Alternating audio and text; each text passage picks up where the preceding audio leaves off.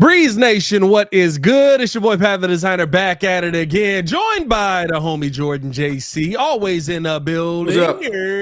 You're.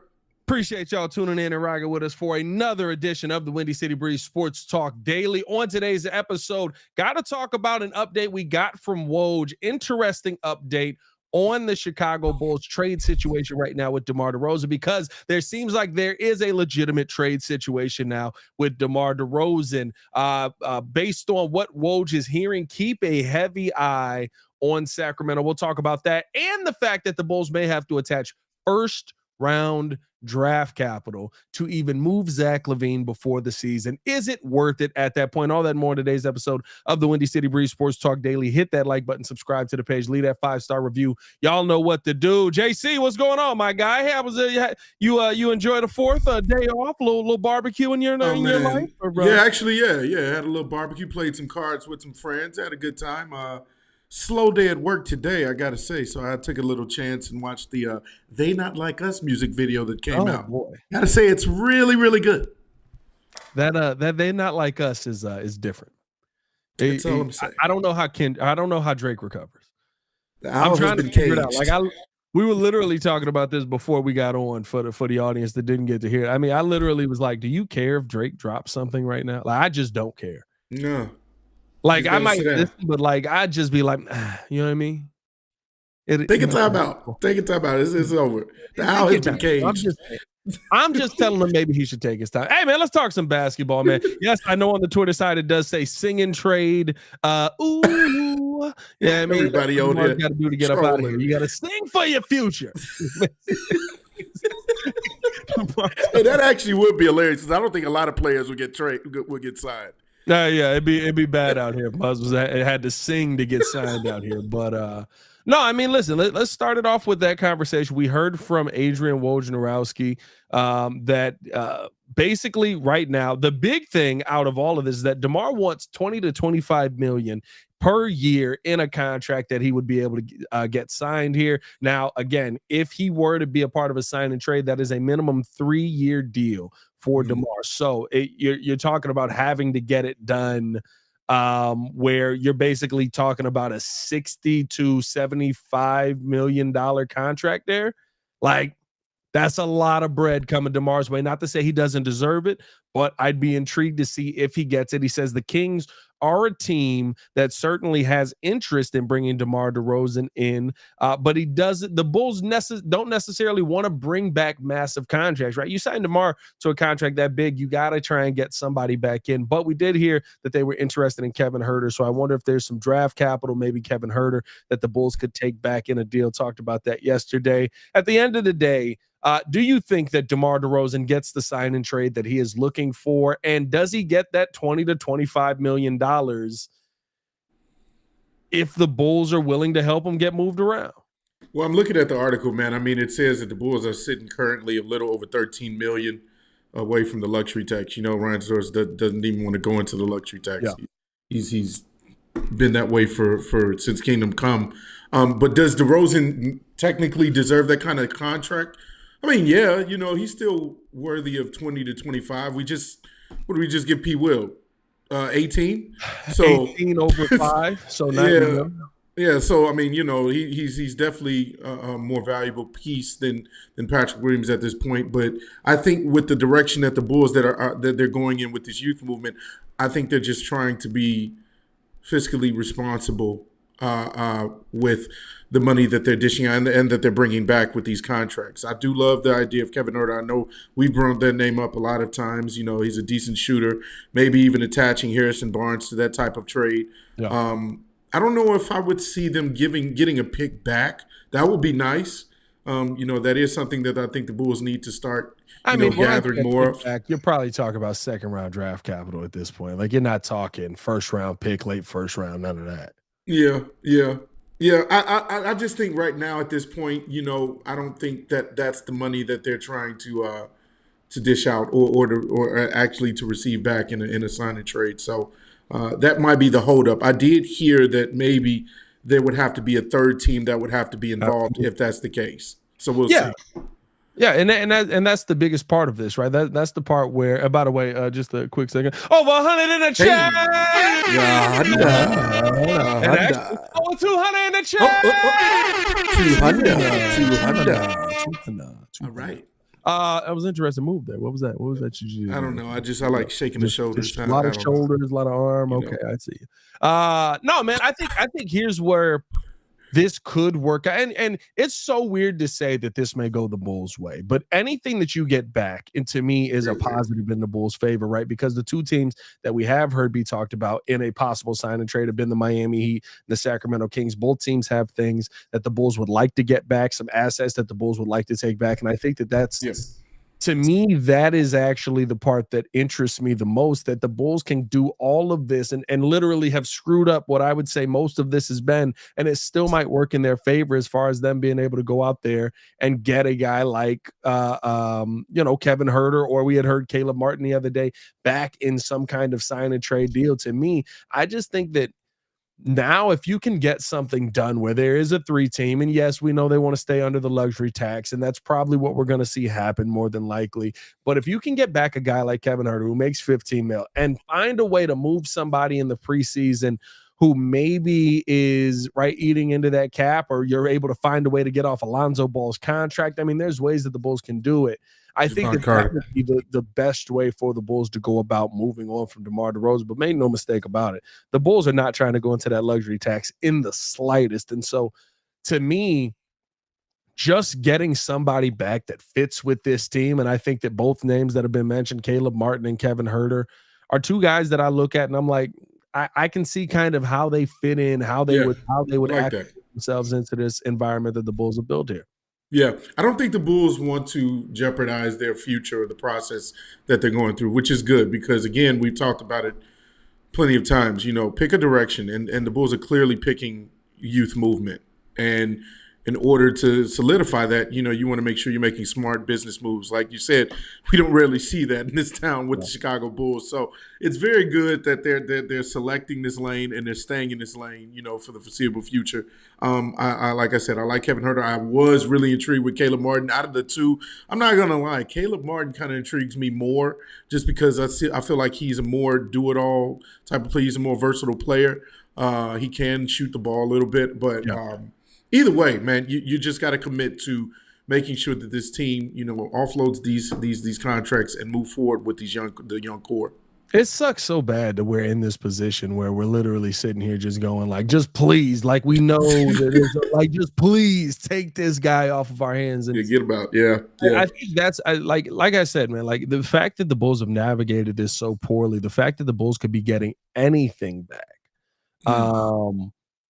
I mean, like that is a blessing in disguise for the Chicago team moving forward, because it just seemed like it was a situation where you were just going to end up letting people walk. And now it almost looks like you're going to come out of this on the positive. Now, are you going to have to spend some money? Maybe are you going to have to get, I guess, near that luxury tax? Doesn't mean you have to finish out by that luxury tax, right? By taking some assets back, where I'm sure that they'll find some creative cap things to do with, especially with Lonzo's contract on the team and stuff like that. But you got to figure that part out afterwards. But if you can get anything back in a sign and trade deal for DeMar DeRozan, you take it. And the fact that he's looking to get, I was a little surprised when I saw 25 mil. I guess I'm not surprised. When you hear he doesn't want 13, there's nothing close. But I'm surprised. The part that surprised me is that the Kings are still in on him at that number.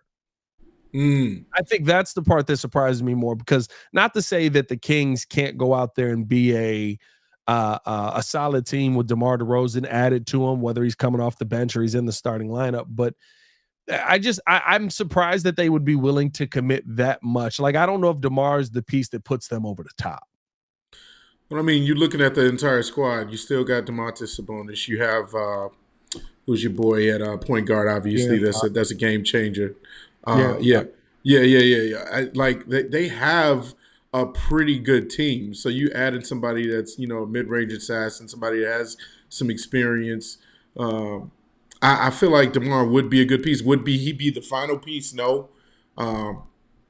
But hey, maybe they're looking at him as someone that can kind of push the needle forward for a few years.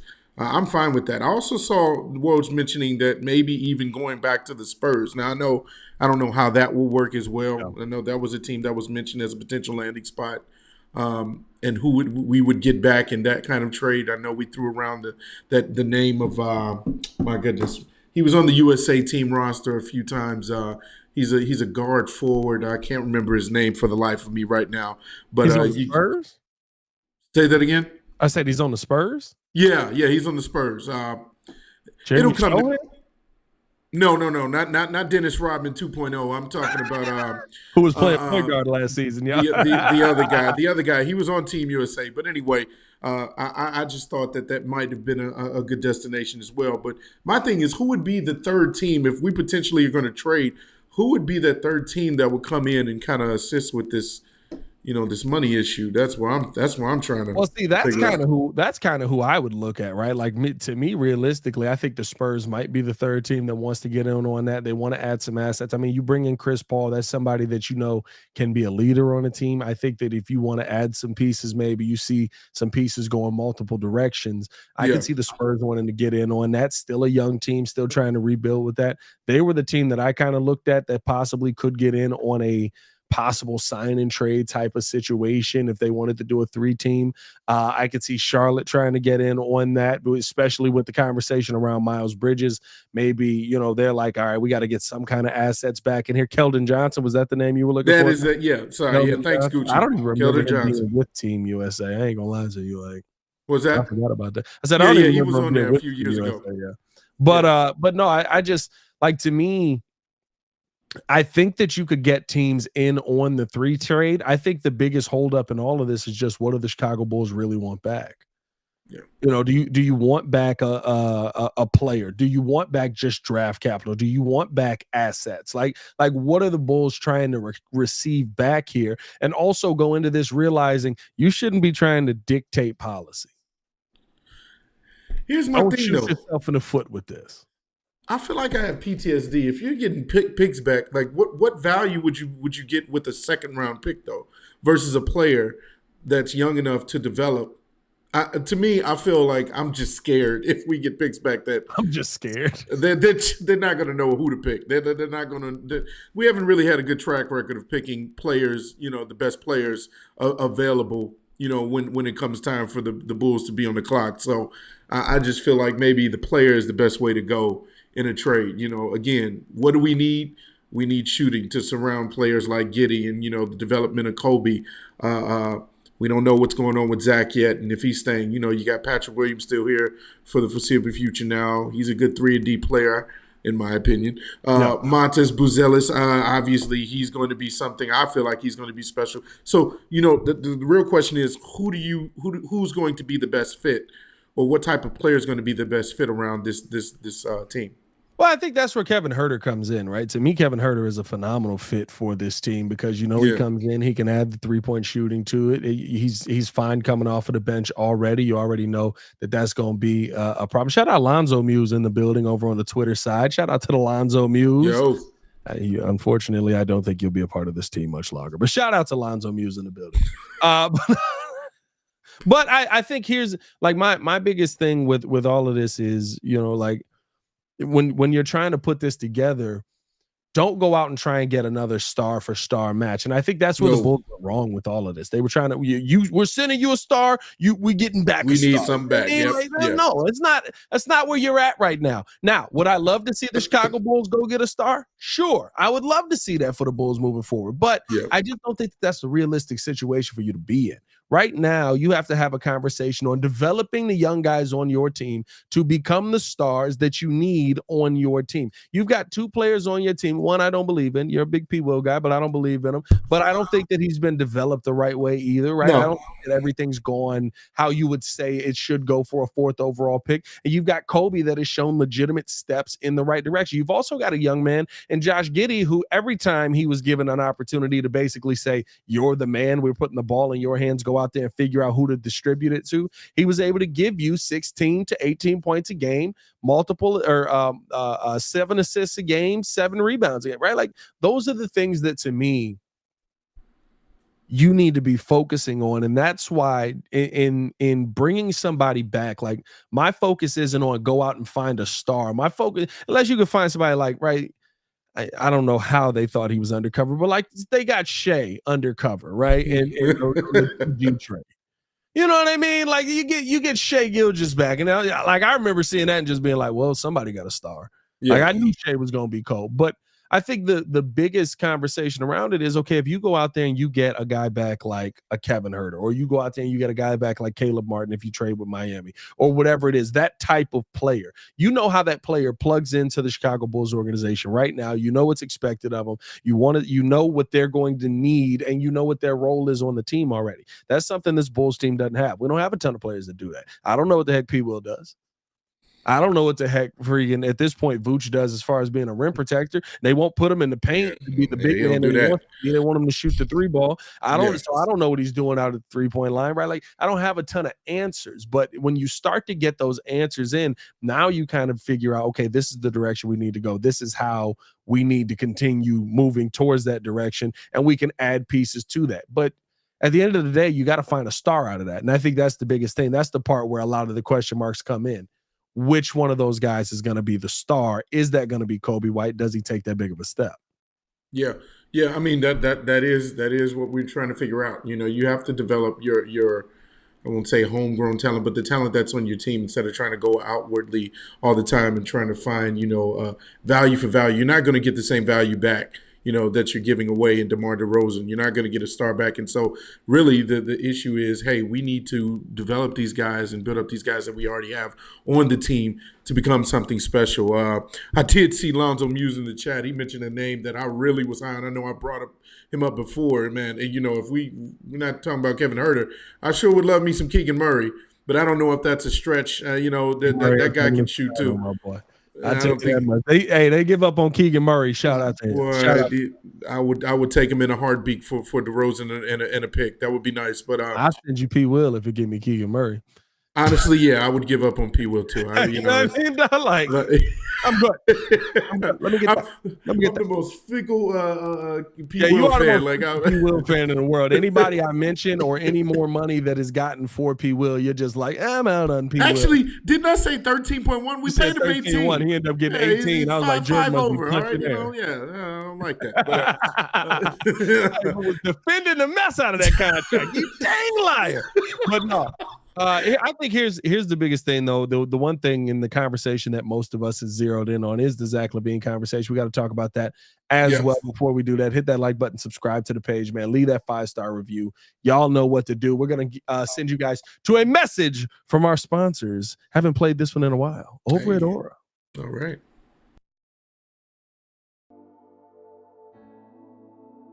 Appreciate you guys for tuning in and watching the show. Today's episode of the podcast is brought to you by Aura. Have you ever done a Google search on your own name? You'd be surprised what pops up. Your full name, email address, home address, health records, your relatives. It's all out there. And that's why I've been using Aura, the sponsor of today's video. Aura shows me which data brokers are selling my information and automatically submits opt-out requests just for me. Cleaning up my information not only helps reduce the amount of spam I get, but it protects me from hackers who could use that information to help them access my social media, bank accounts, and other sensitive information. It's really simple to set up. I don't have to download several apps or go to things like antivirus, VPN, password management, parental controls, identity theft, but you can get all of that in one place with Aura. I get everything at one affordable price as well. You may already have one or two of these tools, but not having Aura is like leaving the front door locked while leaving the back door and windows wide open.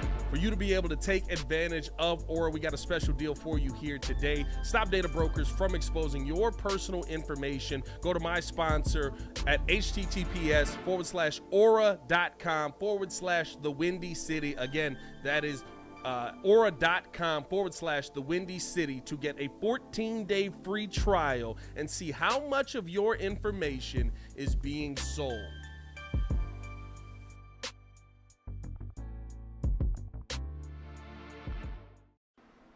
Welcome back into the Windy City Breeze Sports Talk Daily. It's your boy Pat the Designer, joined by Jordan JC, always in the building. Appreciate y'all tuning in, showing love. Hit that like button if you have not done so. Subscribe to the page. Leave a 5-star review, man. Y'all know what to do.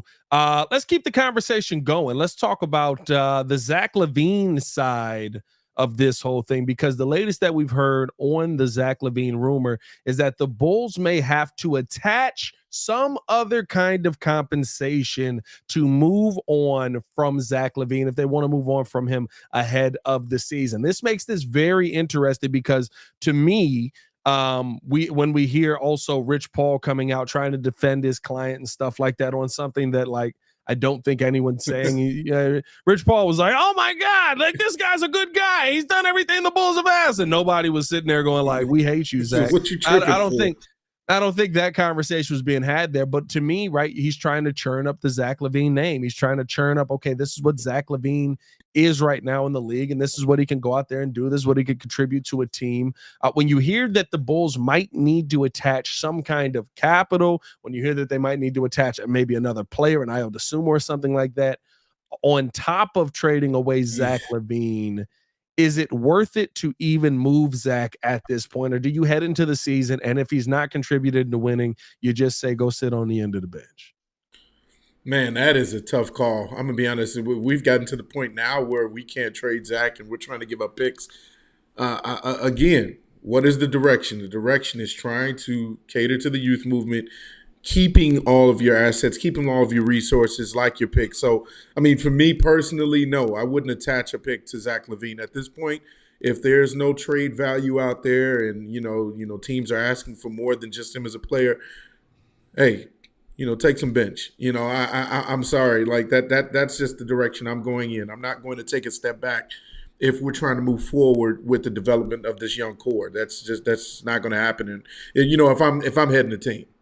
I think that's what the tough part is, right? And there isn't a scenario in your mind where you feel like that's going to happen, but we've seen that happen, right? Where teams are ready to move on from a player, and the players make it big money, and they do one of two things. They say, "Hey, we'd love you to be around, but you sit on the end of that bench, and you're probably not going to move because we're still trying to trade you." Yep. Or you say, just you getting your money and stay home. We saw that happen with John Wall. We've seen that happen with James Harden. And I don't think that the Bulls are at that point. I don't think that the Bulls are in a bad situation as far as relationship-wise with Zach LaVine and the players on the floor, or Zach LaVine and, well, I guess the head coach in the front office is kind of a bad situation right now. But, like, to me, at this point, if you're talking about attaching draft capital, attaching future picks, attaching players that you think can be real players for the youth movement that is supposed to be happening here, like, if you're at that point in this, I'm kind of with you, where it's like, I would almost rather see him come back and you see if it works. If it doesn't work, you take him off of the floor, say, we're going to move you to a bench row. Kind of what they did with Larry Markkinen, right? Like, hey, we're going to move you to a bench row. You kind of at the end, you don't want to get in. Okay, I understand that. We're going to go with the players that we currently have on the court. And what that's going to do, again, it doesn't raise the trade value of Zach LaVine. It doesn't enhance the trade value of Zach LaVine. But what it does is show teams that, listen, the Chicago Bulls are literally done with Zach LaVine, and you could probably come in and buy low. And if that's the case, right, do the Bulls come out losers in that? Absolutely. I told you at the beginning of this thing, the Bulls were going to come out losers. But you don't want to slow down what you're trying to build because you're sitting here having to force a square peg into a round hole and try and continue to do that.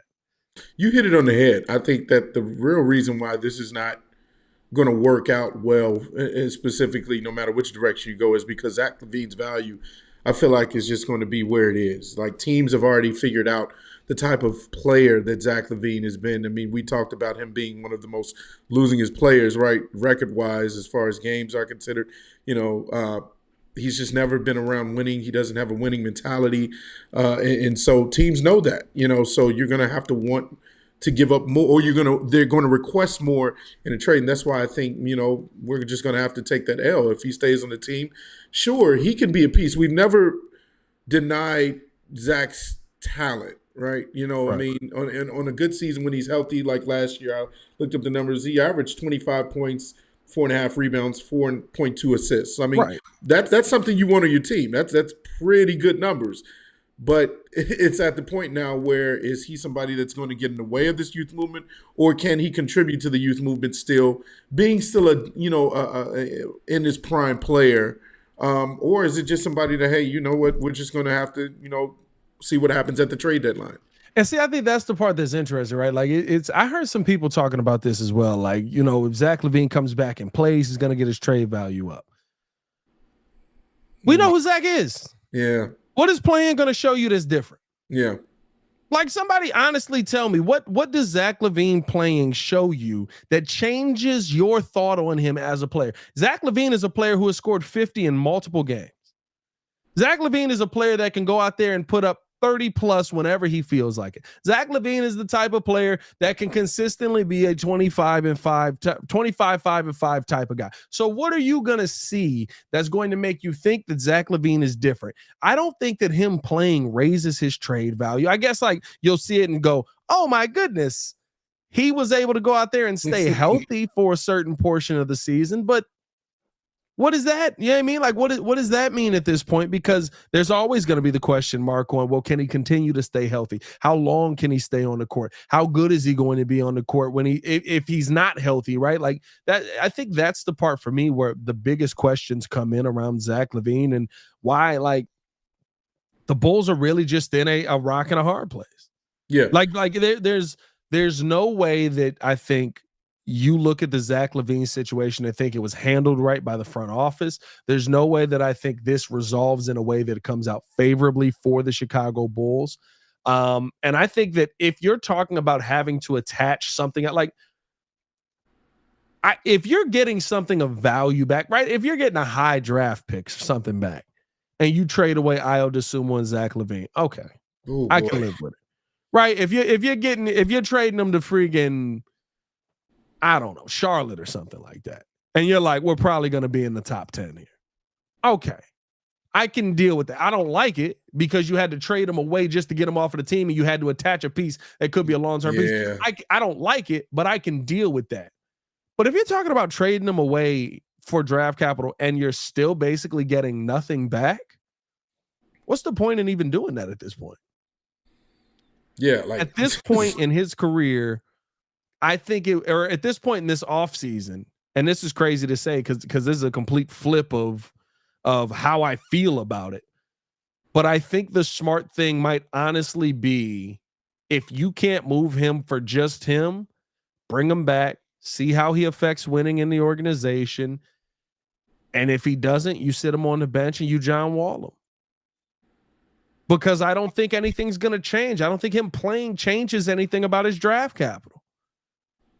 I don't think that you look at him and just go, yeah, that guy's, he's going to be more than 25, 5, and 5. I also don't think you look at him and go, he's going to be much less than 25, 5, and 5. Yeah.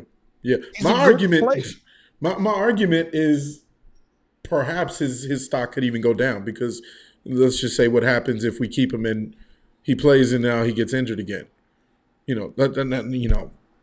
Obviously, we wouldn't want that to happen. But, I mean, that's the thing is I only see this getting worse, in my opinion. I don't see it getting better. I even noticed that there was someone in the chat that said that, maybe at the trade deadline, a lot of teams sometimes get desperate. And, maybe that could be an angle where, they need someone like a Zach LaVine because maybe somebody on their team that was a pivotal piece went down with injury. Now you have Zach LaVine come in that's a 3-level scorer, that's athletic still, that can contribute to, at least putting points on the board. That could be an angle. That's really the only way I see us coming out with something back. I would not want to trade Ayo Dosunmu. I'm going to be honest with you. I feel like Ayo, and I mentioned this before, is the next coming of maybe like an Alex Caruso. I believe he's our best defensive player right now. I would not want that with the direction that we're going on with this team. We would have literally no defense on the squad. Yeah. I can see an Alex Caruso type of player out of Ayo. By the way, we've missed a few here. Over 300. What we got? Oh, 300. Throw Honda. Over 500. Hey, 500. 500. Let's go. Appreciate y'all tuning in, man. If you haven't done so, hit that like button, subscribe to the page, man. Leave that 5-star review. If you're over on the Twitter side, man, hit that like button. But likes is crazy on Twitter, so hit that retweet button as well. Appreciate y'all for tuning in and rocking with us, man. Yeah. I think at the end of the day, the thing that is the worst case scenario on this is if you have to bring him back to this team. You would much rather clear the cap space. You would much rather not be dealing with having to pay a guy like Zach LaVine. You would much rather be in a position to basically say, okay, we're able to reset this thing fully and we don't have any distractions on the team, because that is going to be a distraction. It will be a Chicago Bulls nightmare if you get to media day and Zach LaVine is still on this team. And yeah, maybe there is some hope of teams who get desperate at the halfway point. But again, right, like, I think there are teams out there, if we're being honest, who are in free agency that I look at and I'm like, well, you didn't get Paul George, you didn't get James Harden, LeBron James went back to the Lakers, right? All the big names are gone, minus Miles Bridges. Tobias Harris, I guess that's enough. Like, Tobias Harris got paid before Zach LaVine got moved. Yeah, that's like, yeah. If you're a team that right now feels like you're a Zach LaVine away, and you're not picking up the phone right now, why are you picking up the phone at the trade deadline? I just don't see anything changing by him playing 50 games with the Chicago Bulls and then getting moved.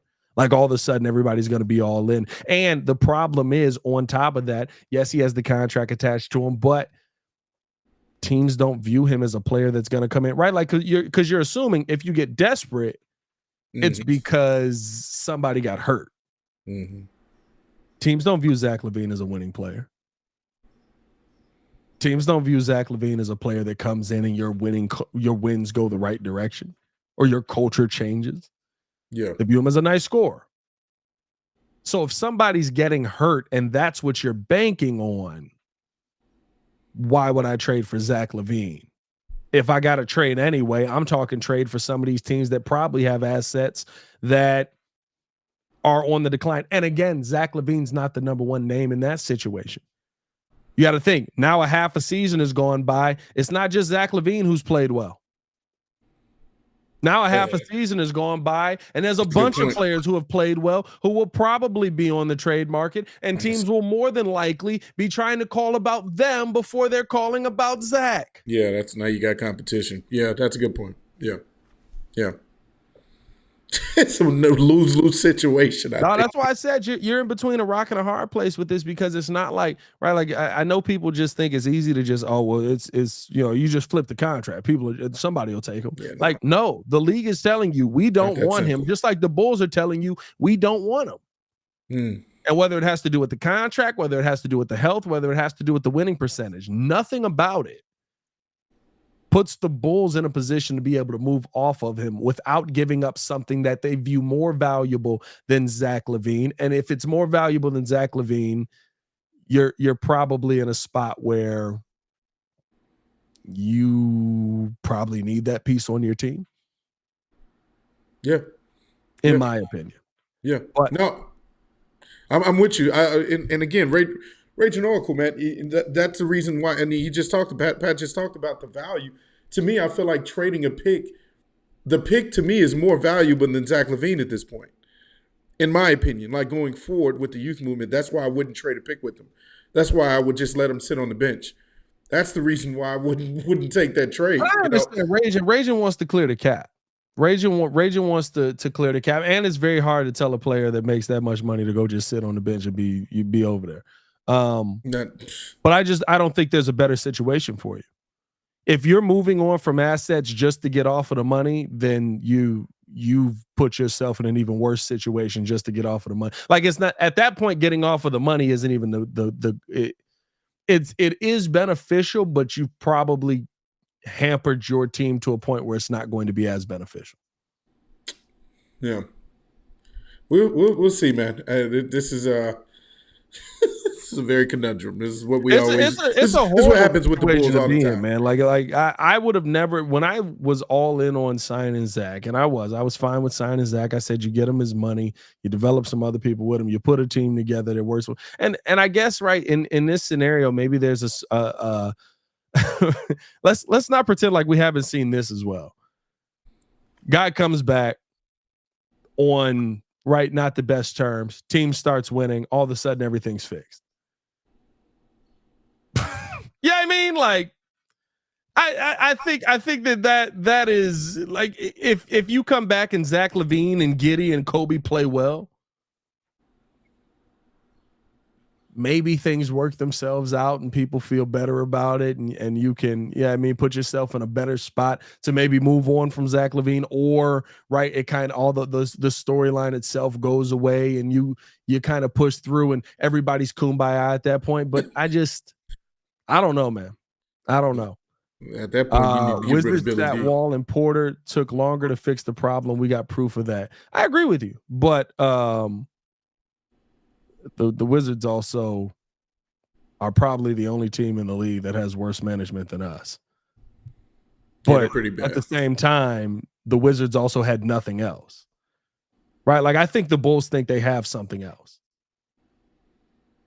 I think the Bulls think that they have something with Kobe White. I think the Bulls think that they have something with Josh Giddey. The Wizards basically just said, sit down, we're going to lose. And we're going to draft the next you. And then they haven't drafted the next him. Rex Smith said, I watched Russell Westbrook with a $47 million hit go straight to the Lakers because LeBron demanded it. I mean, sure, but you also still have to have the cap space to do that.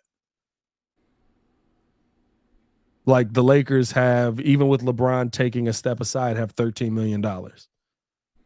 Unless they go deep into the apron. Now, I guess if you're at the top of the Western Conference, like, maybe they do. But, like, even then, are you, again, what it comes down to is, are you clamoring for Zach LaVine at the trade deadline or somebody better? No, I think they would want DeMar. I would want somebody better at the trade deadline. I would. Oh, at the trade deadline, yeah. Like, honestly, if you're in that spot, give me somebody better. Yeah.